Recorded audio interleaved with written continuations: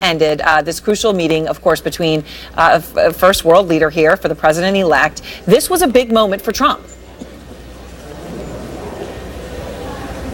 Hi, Aaron. It seems I've lost you on IFB here, but hopefully you can still hear me. Prime Minister Abe just spoke here at the Intercontinental Barclay in New York following his meeting with Donald Trump. This is the first meeting that Donald Trump has had in person with a foreign head of state. Of course, this is significant because Donald Trump is ramping up his preparations to actually take over the duties of President of the United States. Just this week, he had his first presidential daily briefing, which he has begun to receive now, preparing him for the challenges ahead as president. And of course, while he met with Prime Minister Abe, this was his first in-person meeting, he has been speaking over the phone rather, with about 32 foreign heads of state. Now, Prime Minister Abe declined to offer details on what exactly was discussed in this meeting, but what he did say was that it was a, quote, very candid discussion. And he said that he got the sense emerging from this meeting that he'll be able to establish a relationship of trust with Donald Trump as President of the United States, saying that that, of course, is the bedrock of any alliance between these two countries, a very important alliance. And of course, all of this comes on the heels of Donald Trump during his campaign frequently criticizing Japan, saying that they need to take on a bigger share of the burden for their defense costs. So of course, a very candid meeting, saying that perhaps they aired certain grievances or discussions, but of course, Donald Trump's campaign has yet to comment exactly on what that meeting was about. But Prime Minister Abe saying no details, but certainly emerging with a good feeling of confidence and trust. Aaron? All right, thank you very much, Jeremy. And obviously significant, a source close to the Japanese Prime Minister telling me today that issue about how much they're going to pay is crucial. They feel like they already pay plenty. So we'll see. This is, of course, the beginning of a crucial relationship. Out front now, Patrick Healy from the New York Times, Jamie Gangel, our special correspondent, conservative commentator Kayleigh McEnany, and Democratic strategist Jonathan Ticini. Jamie, let's just start with Mitt Romney. And I'm sorry, my jaw's on the ground, and I'm going to show everybody why in a moment. But would he really want a job in this administration? He has called Trump a phony, a con man, and a fraud. And those were a few of the nicer things that he said about Donald Trump. So when I got the call about this news today, I was shocked and stunned, except this may be crazy, or it may be one of the smartest things you've ever seen, if it will work.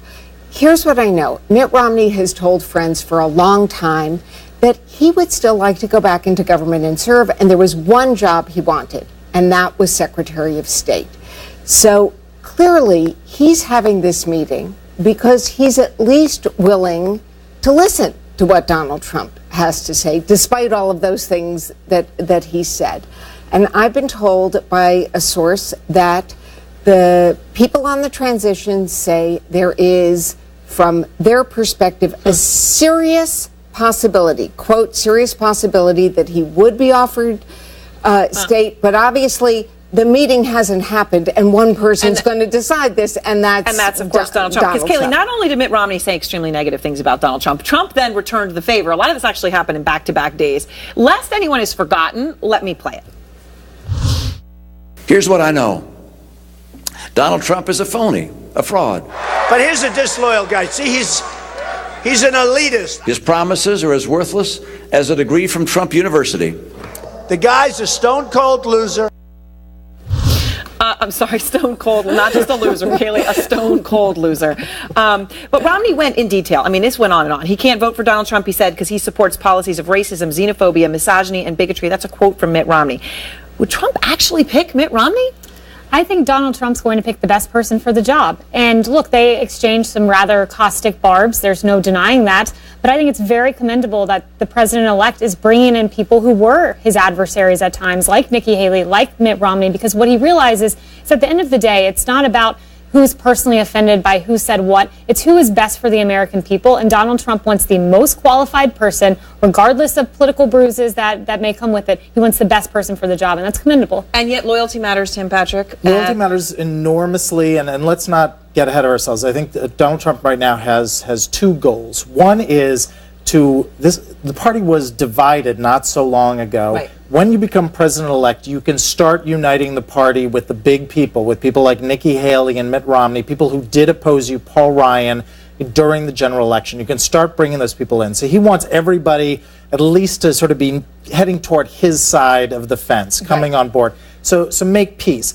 the thing is, Donald Trump also is having people in to see who he hits it off with now that he's president-elect and who he doesn't. That was part of the Nikki Haley thing. A lot of this with him is a gut. A lot of this is a gut with him, but he also, I remember talking to him at one point, during the campaign, he liked the team of rivals idea that Barack Obama and Hillary Clinton had.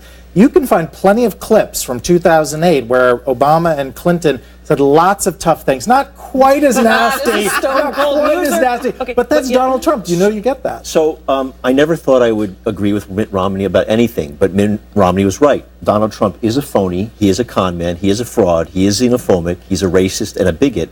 And it's one reason that the Mormon Church has roundly rejected him. And there was one point at which in Utah he was running third in the polls. I mean, it got scrambled. But Jonathan, somebody's going to be Secretary of State. So do you want it to be Rudy Giuliani or do you want it to be Mitt Romney? I mean, who would you... So what I wanted to say was, I don't think we should normalize what really is happening, which is Donald Trump is not capable of conducting foreign policy. It goes to the top. This man, if you actually read the debates, you would see that he's not capable about stringing together 3 or 4 sentences and thinking of an idea. Now, to the point, Rudy Giuliani is not qualified to be Secretary of State. Well, it sounds like from the argument you're making that you would want Mitt Romney to be Secretary of State. I don't care. I don't actually care who's Secretary of State because actually at the top, the buck stops there. And the problem is that Donald Trump is not qualified to be president. He's not qualified. But he is president. I know. He is, okay? But I'm just saying, in terms of the policy of thinking about somebody being able to conduct foreign policy, it is a very scary thought for all Americans. Millions and millions of Americans disagree with you, Jonathan. And I really wish you'd adhere to the words of President Obama. Let's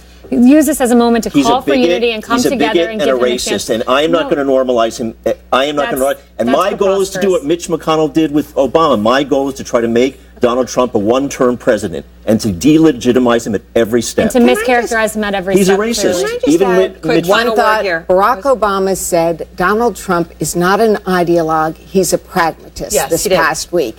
If Donald Trump can come to terms with a Mitt Romney who can bring in a very professional staff and they can make this work, that's a pragmatic outcome. That's a test for Trump. And a major test. And of course, this meeting coming up, all of you staying with me. Next, the Democrats' new Trump strategy. If you can't beat him, join him. Plus, should Muslims be afraid of an immigrant registry? My next guest says there is precedent with Japanese internment camps, and we'll take you to the small town in